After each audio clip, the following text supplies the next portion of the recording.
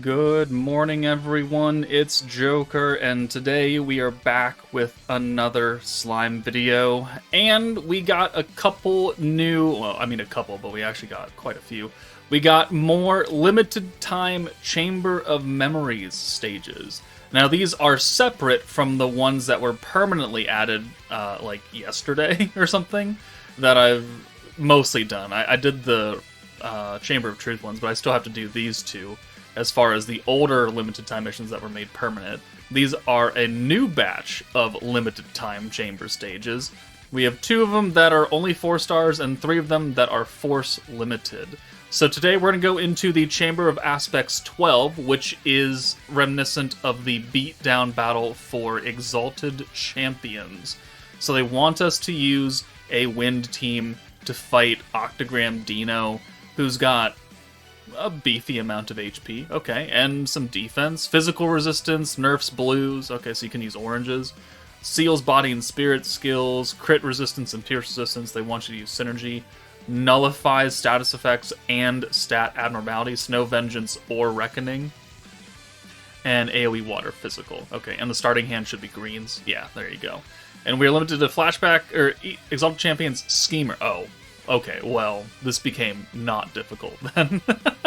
If you put Blanc in here, it becomes not difficult. Oh, that's funny. We'll do it without Blanc, at least for the first run, the pure Exalted Champions team. But we'll try and build a few different scenarios that can try and get this stage done. So let's go ahead and get started. Alright, starting out is, of course, the Exalted Champions team, Velzard, Veldora, Guy, Rimuru, MILIM, and then Visions of Coleus Violet for the 100% magic buff. And you could bring whoever you really, really wanted to that could still buff MILIM. But even though this is a fairly old team now, it can easily do the 6 million HP that Dino has, so it's not that big of a deal, and there are just better support options now versus like Guy and Reamer that you could bring that would make this even easier. But since we're going to stay true to the meta, we're going to run essentially the meta. The only character we're missing is the Masked Hero, but she really wouldn't do anything for us here, so we've just swapped her with Violet. And we just put the hero under MILIM. But with the ability to alt rush and buff the greens and alt swap into rainbows for 1 turn, I really wish he would get a skill fusion for that and make it like 2 turns or something, because just a 1-turn alt swap is just not very useful in this day and age for rainbow orbs when rainbow orbs are becoming so prevalent. But it is very easy to get MILIM's EX alt. So we sent a full hand of greens. This turn we can take Violet out and we can bring Veldora in to buff the greens, and then we can bring Guy in, and then we can alt rush. And then with all that, plus Velzard giving us the full hand of greens, we're going to be able to get the EX alt for MILIM here. So there's the green buff, a little bit of magic down, and then Guy will come in. Every time we use his alt rush, it's 10% synergy resistance down on the enemy, which will just help our damage. So if you can do that like a couple of times in the fight, it'll just help you out. And then Velzard has the element buff and the Drago, which is going to enhance all the buffs that we put on MILIM, like the weakness strike and the attack and the synergy. So it's a good team for what it was meant to do in 2024. A year and 3 months ago or something. But the body and spirit seal doesn't really matter. We're not really running any units that have that. If you are bringing a character, you do have to keep in mind that you will get sealed here, but it's not truly a big deal. So let's alt swap, let's alt rush again. This will get us Guy's EX alt as well, alongside another stack of that resistance down. And then we use the synergy power, and we're going to hold on to that for the nuke turn, next turn, essentially. Because at this point, we're going to make back almost all the points, and we've already used our most of our skills. We just have to use the Violet buff and then MILIM's own personal, 15-point buff. So the nuke turn is really not that expensive, and the greens are still buffed up here. We've got 3 rainbow orbs, because we had to alt swap with Rimuru, and yeah, we're almost capped out on points. So on turn 4, we are going to nuke Dino. If your MILIM isn't like a 120 character, and you're missing a little bit of damage, then you could just easily chip away Dino's health a bit more on turn 4 and then nuke on turn 5. Or you could send a Guy alt turn 4, leave MILIM in the back, or use MILIM's gimmick, right? you could do that and be, hey, I can have 2 ults back to back. You could ult turn 4 and turn 5, and maybe that will give you that little bit of extra damage to kill within that 5-turn span. But we'll do the magic buff, the personal buff. We have enough points to do another 10% synergy down on Dino, and then Velzard will come in, drag out element buff, and we'll send 1, 2, 3, 4, 5, and 6. And Violet does nothing, essentially. Guy does a bit more, 856, and then MILIM pops in with like 6 million. Almost 6, but enough to kill. So there we go. There's the Exalted Champions team taking on the Exalted Champions Chamber of Memories. Shock, surprise. Let's come back with a different team now. Alright, next, Warrior's Mind 2.0 Shuna with Violet and Blanc. We're going to nuke with Blanc here, and we've brought old Warrior's Mind, Guy and Lumi, and then we've also brought Schemer Sokka for the synergy buff, and that's one of the most important things. So we're not going to get any weakness strike from the control stacks because we're type neutral, but it is going to give us that ult resistance down. We've got the physical buff from Lumi on Warrior Mind characters, which Blanc is Warrior's Mind. We shouldn't crit. So when using Guy's buff, Blanc has to be in the back. That way she can get the ult buff, but miss the crit rate. And then we'll have probably stored the synergy buff a couple turns prior to. Alright, so turn 1, I mean, there's not really a good way to go about this except rainbowing. Like, we don't bring a green orb changer on the team, so if you're missing Violet, you do have to maybe change it up quite a bit, because you're not going to get a lot of ult gauge initially, and you're going to be stuck on turn 1, essentially, unless you're going to bring some green orb changer. That doesn't really fit and doesn't give you a lot of damage output, which we're going to need if we're going to use this. And there are still better options you can bring for support characters than Lumi and Guy, but I wanted to keep it realistic and not have a whole bunch of new premium summonable characters, because we already have so many here: Violet, Blanc, Shuna, and Sokka.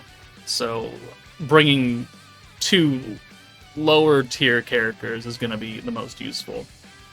But we brought Guy back in so we can get the full hand of rainbows because they're all primal demons, and then we can bring Lumi in, and with this, as long as you can get the EX ult for Blanc on turn 2, then we're going to be okay. The important thing is that you can't use the Blanc skill, the free 40 points, until the nuke turn. That is the most important thing. Otherwise, you're going to be just a little bit short on SP. So we have to hold on to that, and you have to get enough just Blanc orbs in general to get her EX ult. And then here, we have it. So let's go ahead and use the physical buff with Lumi. The crit resistance down debuff that she has doesn't matter because we're not critting. Or we're not attempting to crit. And then we have points to use Sokka's buff. Boom. So Blanc is holding a physical and the synergy buff. We'll bring Guy in. And then when we nuke on turn 4, or turn 5, whichever one we do, we can use the ult buff. That way Blanc can get that, but avoid the crit buff because he has crit resistance, and we don't want to nuke into that. So sending this, 104 points, we'll have 134, and then we'll just have to get up to the cap of 180 in order to do what we need to do here. So this turn is just a waste of a turn. It is just, don't use any skill points, don't do anything. Violet is sealed for her body and spirit skill, but she'll be unsealed on turn 5. Which means that Violet does have to stay up front the entire time, which could be a bit scary because Dino is water.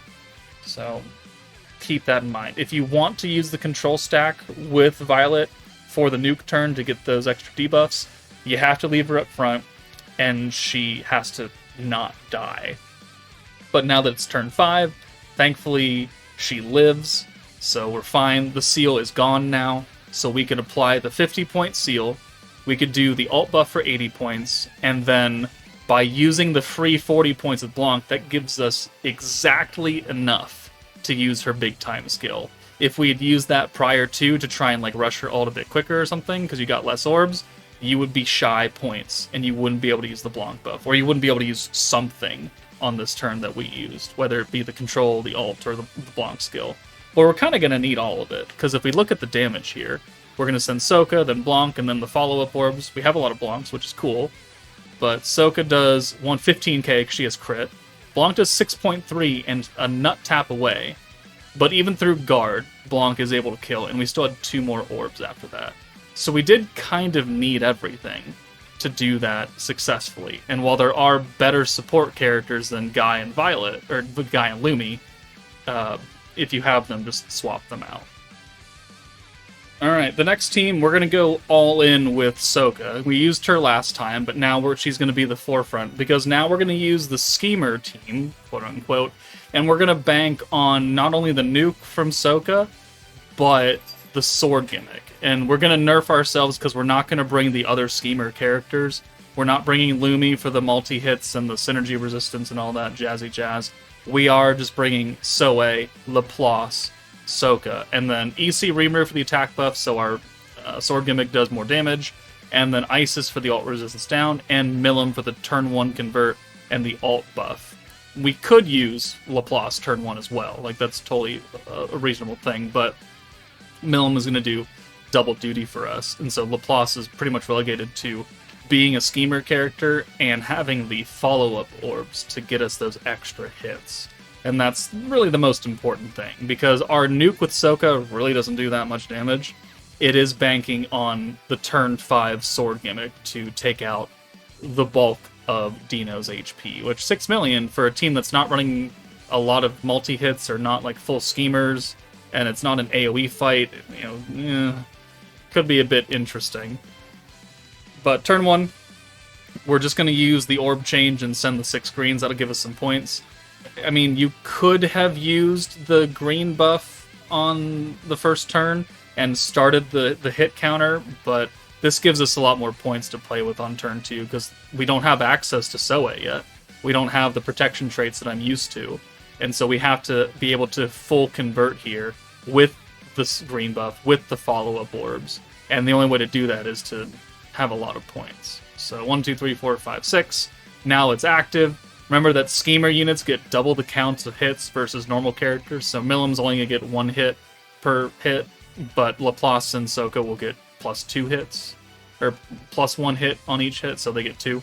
It sounds a lot more complicated than it should have been. They count for extra. That's the most important thing. But I do want the EX ult, so we're going to use Rimuru, and we're going to take MILIM out, and then we will ult swap away. Isis is a Schemer character, so she also gets the extra hit counts as well, which is cool. And then finally we can use Soe, so we're getting a little bit of a late start on our attack stacking. The higher your attack, the more damage the swords do, alongside how many number of hits you have.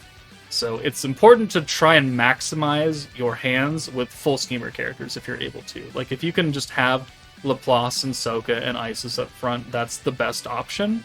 Because we're not really going that far, that high up. It's not the same as like an AoE fight with Lumi being present as well, and Diablo with the orb stealing and the ult swapping. So it's turn 4. We are going to buff with the attack skill from Rimuru. That way Sokka has an okay attack stat, and then she's going to go away, and we're just going to hold her in the back. I should have used her synergy buff then, but I don't really think it's super big deal. But let's reapply the follow-up orbs with Laplace, and then convert again. We get mostly a Laplace hand. That's going to get us a lot of Schemer hits and the follow-ups. Maximum points now, 150, so that didn't do a lot.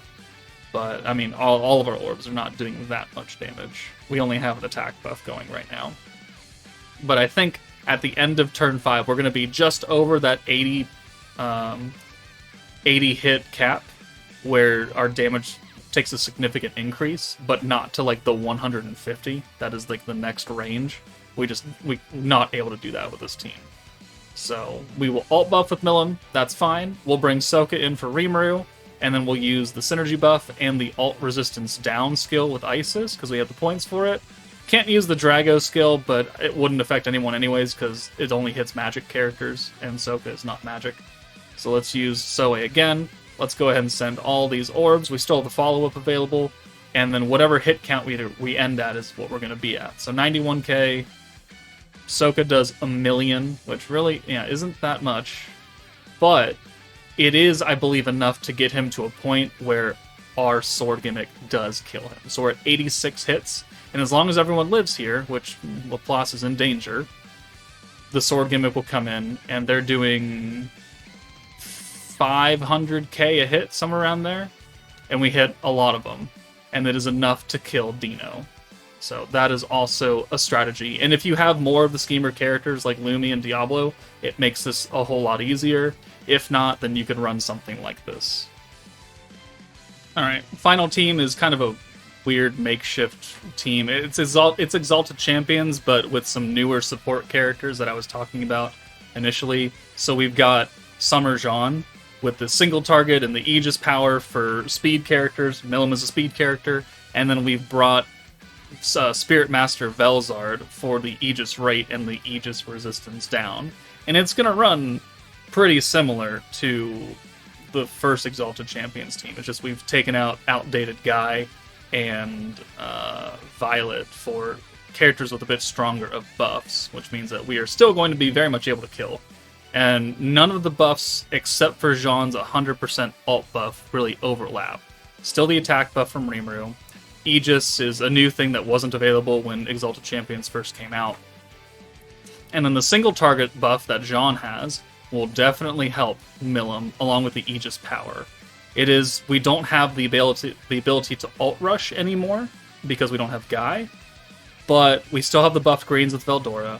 We still have one turn of the rainbow orbs, and as long as you can get a decent amount of MILIM orbs, the team's actually a bit cheaper. Right, we have a 90-point skill, but then we have a 50. We don't have to use Jean's second skill. The 100% alt damage is already covered by MILIM's personal buff. So unless you're also nuking with Jean as like backup DPS, you don't have to use that skill. But here, we're just going to send 2 Rimuru orbs, and we're going to pray that we can get some more, and we didn't, unfortunately. So, but we needed the little bit of extra gauge to get Velzard, because we couldn't use her last turn. So now we can, and we still have 3 MILIM orbs. Okay, fine, whatever. But full hand of greens, we're going to buff them with Veldora now, and that'll get us close to an EX ult, and then we can Rainbow Convert on turn 4, and then that will get us the EX ult for MILIM, and then we'll be pretty good to nuke on turn 5, because we're not that expensive again. But like I said, there are other support units you can use, and this is just an example of bringing other support characters rather than bringing Guy and Violet. So we'll bring Jean in, and then we could use Velzard. Again, we have 4 MILIM orbs, guaranteed to get her EX ult here. Unfortunately, we can't use the Jean skill early because it's a 1-turn buff, but we're still going to be good. We're going to have 180 points here, which is about enough. We're going to have to forego something, though. Like, we're not going to do the attack buff with Rimuru, because if we had gotten MILIM's EX ult a bit earlier, we could have held on to that, and we would have had an even stronger ult, but, not a big deal. So the personal buff with MILIM, Jean's first skill, and then we'll bring Velzard in and use her Aegis skill. We don't have access to Frostbite because we didn't leave her up front. If you did leave her up front and she was unsealed, you certainly could do that, and it would enhance the debuff from the Aegis resistance. But it's unnecessary because we're gonna just murder her here. So 1, 2, 3, 4, 5, 6, and might as well use the MILIM gimmick because we have the points for it. And then that is going to be it for Chamber of Aspects stage 12, 6.3 million right there. So there you go. If you have another team that was able to do it that was not some kind of version of whatever I showed today, please let me know in the comments. But that's it from me. Take it easy, and I'll see you all later.